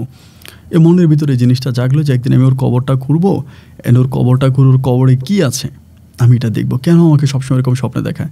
এবং এই স্বপ্নের বিষয়টা আমি দু একজনের সাথে আলোচনা করলাম, যাদের সাথে আলোচনা করলাম তারাও তখন আমাকে মানা করলো যে না তোমার বউ যেহেতু খারাপ কাজ করতে, এই কাজটা তুমি করো না, যাও না। সবাই আমাকে মানা করতো। তো মানা করার পরেও আমার ভিতরে জিনিসটা জাগলো যে না কবরে আমাকে কেন ডাকে বা কী এখানে আমি দেখব। একদিন রাতে আমি সিদ্ধান্ত নিলাম, বাড়িতে গেলাম, আমার বউর সাথে ঘুমাইলাম। আমার বর্তমানে বউ আছে যেটা, ওটার সাথে ঘুমাইলাম। ওই সময় কিন্তু আমার একটা মেয়ে সন্তানও হয়েছে, আমার বর্তমান বউয়ের ঘরে আমার একটা মেয়ে বাবু আছে। রাত্রেবেলা মেয়েটা প্রচুর কাঁদে, মানে কারেন্ট থাকে না, বেশিরভাগ খুব কান্নাকাটি করে। আমি তখন এই মধ্যরাতে ঘুম থেকে উঠে মানে শোয়া থেকে উঠে আমি তখন বেলসা নিয়ে কবর খুঁড়তে শুরু করলাম।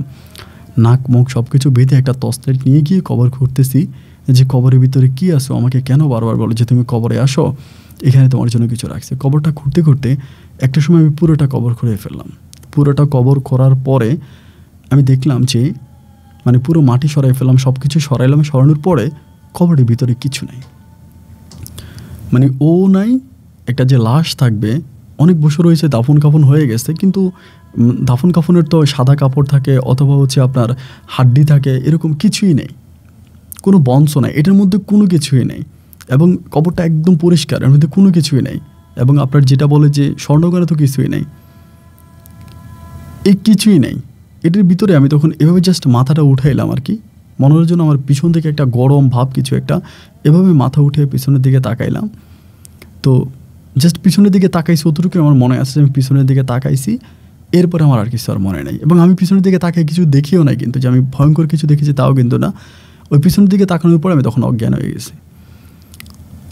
গেছি, জ্ঞান হারাই ফেলছি সেখানে। এবং জ্ঞান হারানোর পরে আমার আর কিছুই মনে নেই কী হয়েছে না হয়েছে। আমি এরপরে দেখি আমি হসপিটালে, যখন আমার জ্ঞান ফিরছে হসপিটালে, এবং হসপিটালে আমার হাত পা চারোটে ভাঙা, আমার হাত পা ভাঙা, আমি হাত পা নাড়াইতে পারতেছি না। তখন আব্বারই জিজ্ঞেস করলাম, মার জিজ্ঞেস করলাম কী হয়েছে, এবং তাদের মুখ থেকে শুনতে পেলাম যে তারা সকালবেলা আমাকে ওর কবরে পাইছে।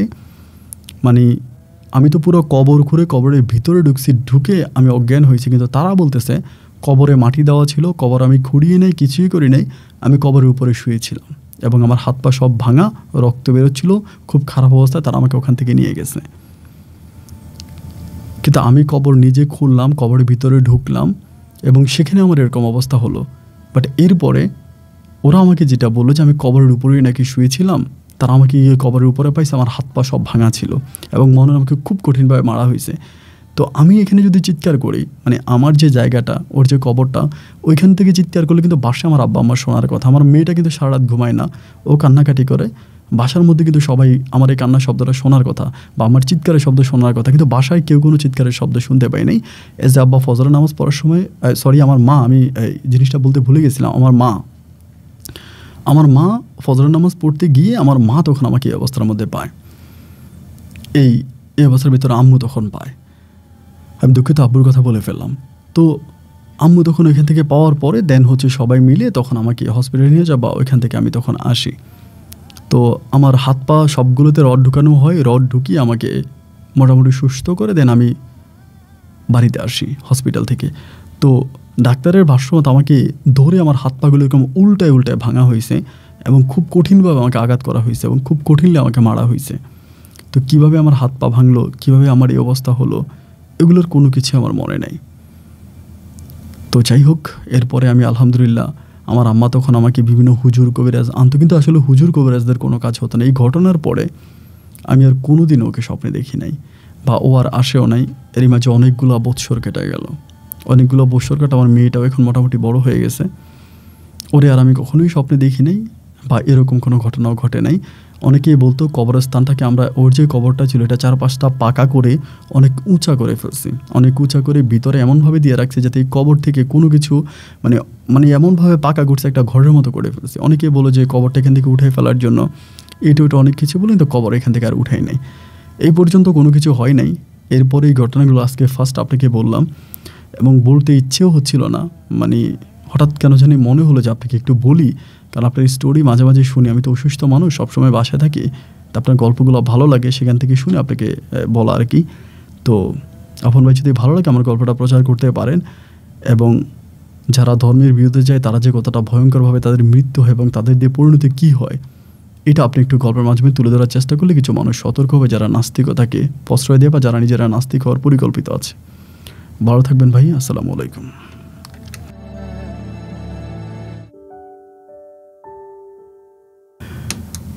সম্মানিত বন্ধুগণ, সবাইকে অনেক বেশি ধন্যবাদ এতক্ষণ পর্যন্ত সিলেটের ভাই মোহাম্মদ শাহজালালের জীবনের বাস্তব গল্পটা শুরু থেকে শেষ পর্যন্ত আমার মুখ থেকে শোনার জন্য। আমি আসলেই জানি না গল্পটা আপনাদের কাছে কেমন লেগেছে, কিন্তু বিশ্বাস করেন গল্পতে আমার শরীরের পশম দাঁড়িয়ে গিয়েছে। আমি সত্যি অনেক ভয় পেয়েছি এবং এটা ভুতুড়ি কোনো গল্প হবে আমি মনে করি নাই, কিন্তু আসলে এই ভুতুড়ি গল্পের চেয়ে আরও বেশি ভয় আমি পেয়েছি। এবং একটা বিষয় বলে রাখি, সেটা হচ্ছে গল্পটা যেহেতু অন্য কারো, গল্পটা আমার না, অন্য কারো মুখ থেকে শুনে বা ইমেল পড়ে আমি গল্পটা আপনাদেরকে শোনাই, সেখানে আমার অনেক ভুল ত্রুটি হতে পারে, কথার মাঝে অনেক ভুল হতে পারে। এই জন্য আপনারা একটু ক্ষমাসুন্দর দৃষ্টিতে দেখবেন। এবং একটা না অনেকক্ষণ ধরে কথা বললে যেটা হয় সেটা হচ্ছে যে উচ্চারণে অনেক সমস্যা হয়ে যায়, এবং সেটাও ক্ষমাসুন্দর দৃষ্টিতে দেখবেন। প্রিয় বন্ধুরা, আমি এই মানব ধর্মের বিষয়ে এই গল্পটা শোনার পর একটু রিসার্চ করলাম, নিজে নিজে মানব ধর্মটা আসলে কি এটা পড়াশোনা করলাম। এই মানব ধর্মটা হচ্ছে সম্পূর্ণ ব্যতিক্রম ধর্মী একটা ধর্ম, ইসলাম ধর্মের না। এই মানব ধর্ম বলতে আসলে কোনো ধর্ম না, এটা সম্পূর্ণ নাস্তিকদের একটা ধর্ম, এক কথায় বলা চলে নাস্তিকদের একটা ধর্ম। তো এই বিষয় নিয়ে কথা আমি নিজেও বলতে চাই না, কারণ উনি শাহজালাল ভাই আমাকে নিজেও বলে যে আপন ভাই আমি আপনার সাথেও বিষয়টা শেয়ার করতে চাই না, আপনিও এই বিষয় নিয়ে কোনো কথা বললেন না, কারণ এটার সাথে সম্পৃক্ততা জিন বুদ্ধের সম্পৃক্ততা আছে আমার কাছে যেটা মনে হয় আর কি, তা না হলে তার আমার এরকম অবস্থা হতো না। তো এই বিষয় নিয়ে উনি নিজেও খোলাখুলিভাবে কিছু বলেন, আমিও বলতে চাই না, শুধু এটাই বলবো যে পৃথিবীর শ্রেষ্ঠ ধর্ম ইসলাম ধর্ম। আপনারা আপনাদের মতো চেষ্টা করবেন নিজের ধর্মে থেকে। যাক আমার আজকে খুব ভয় লাগতেছে সিরিয়াসলি, আমি জানি না যে আমার নিজের ভিতরে অনেক ভয় কাজ করতেছে। আজকের কথা নাই বলি এখানেই উঠি। সবাই ভালো থাকবেন, সুস্থ থাকবেন। এই গল্প নিয়ে যদি আপনার কোনো ব্যক্তিগত মতামত থাকে তো কমেন্ট বক্সে লিখবেন। আল্লাহ হাফেজ এন্ড আসসালামু আলাইকুম।